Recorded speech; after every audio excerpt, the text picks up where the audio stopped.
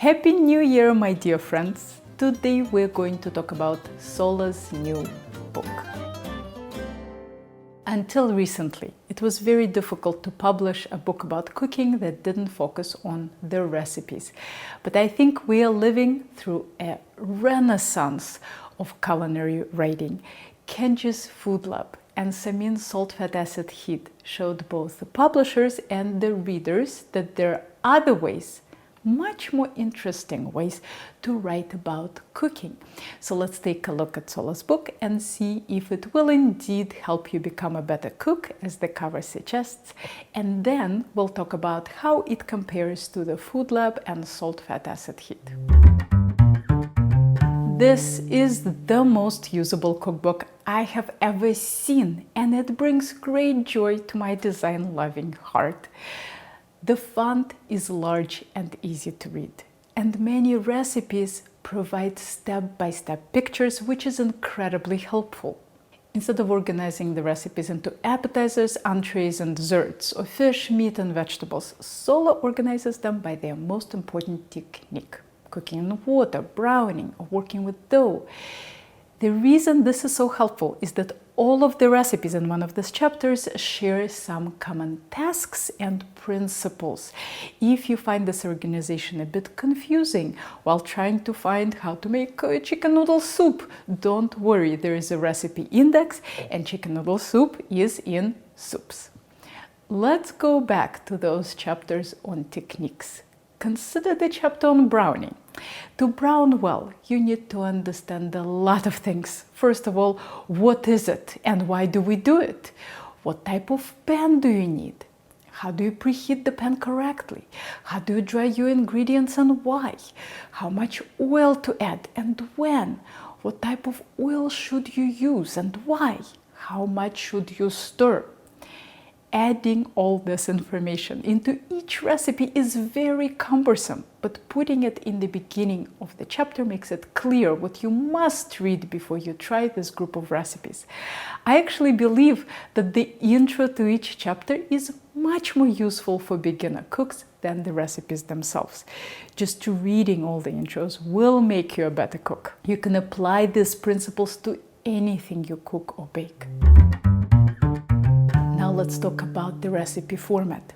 Since so much basic technique is described in the beginning of the chapter, the recipes are thorough but not overwhelmingly long. You get a little inspiring blurb, ingredients and steps, no surprises here, but you also get fabulous sections like "What the hell happened?" with very helpful troubleshooting tips, and "Get loose" with ideas for recipe variations. The first sentence inside the cover of this book couldn't be more accurate. Think of this as a one-stop culinary school in a book. There are many ways to cook a steak, make mayo, and pie dough. All techniques have pros and cons and have their audiences. Sohla is a culinary school trained restaurant cook, and her techniques reflect that. Consider the fish recipes. Sohla suggests you stick a cake tester into the fillet to see if it's done. In one recipe, she suggests you do it through a foil packet without opening it, so you can't even see the fish. I find that to be way too error-prone for home cooks, especially for beginners. I think it's more reliable to separate the flakes and look inside. For mayo, Sohla suggests you get out your whisk and get to work emulsifying the oil by hand. Why not use an immersion blender? It's so much faster and easier.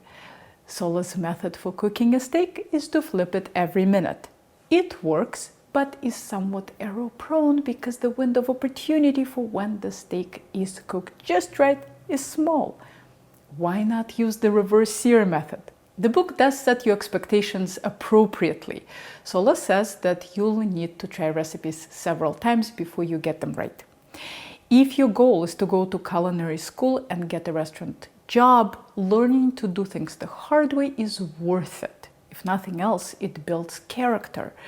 But for most cooks, I don't see any reason to shy away from reducing user error, and this book is not big on that. Sometimes Sohla does offer multiple ways to do something.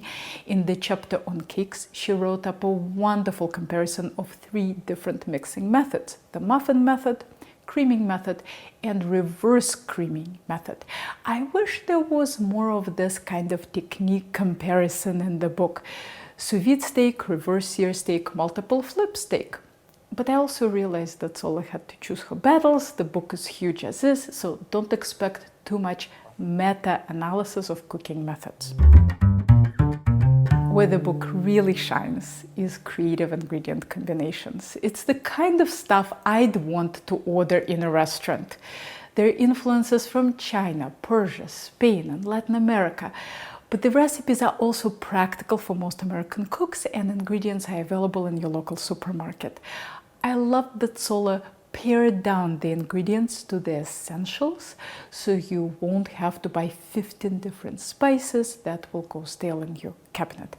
She also uses one ingredient in 2 different ways to give the dish wonderful complexity without making you buy too many things. Take her quinoa salad, for example. By using both the soft and crisped up quinoa, she gives the salad a great textural interest. Start Here feels like an Ottolenghi book, but with much better instructions and more thorough explanations of techniques. This book gives you a unique opportunity to spend some time with a creative restaurant cook, but not the kind that yells at you all the time. Sohla is like everyone's favorite auntie, and her personality shines on every page.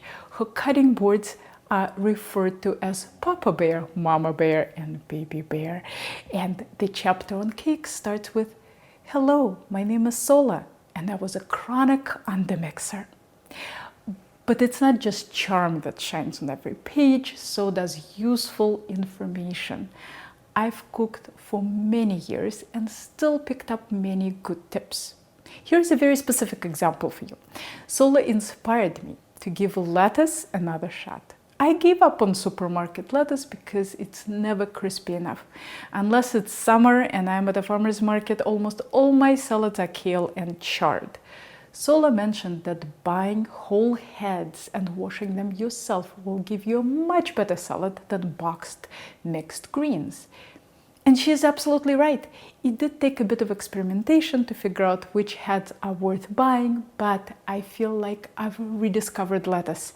And that's what Sohla's book is all about. She sets you on the right path with basic principles, but you'll need to do a bit of experimentation on your own to adapt them to your ingredients and equipment. People often ask me, what's the best basic cookbook, or the best first cookbook, or the best book on technique? I think the answer depends on the cook. If salt and fat make you nervous and you're trying to minimize them, I would suggest Salt, Fat, Acid, Heat. Samin has a great way of turning taste experiences into somewhat poetic prose, and if anyone can cure people of their salt and fat phobia, I think it's her. If you're generally a good cook but struggle with textures of proteins, steaks, pork chops, burgers, etc., Kenji's Food Lab is the book for you.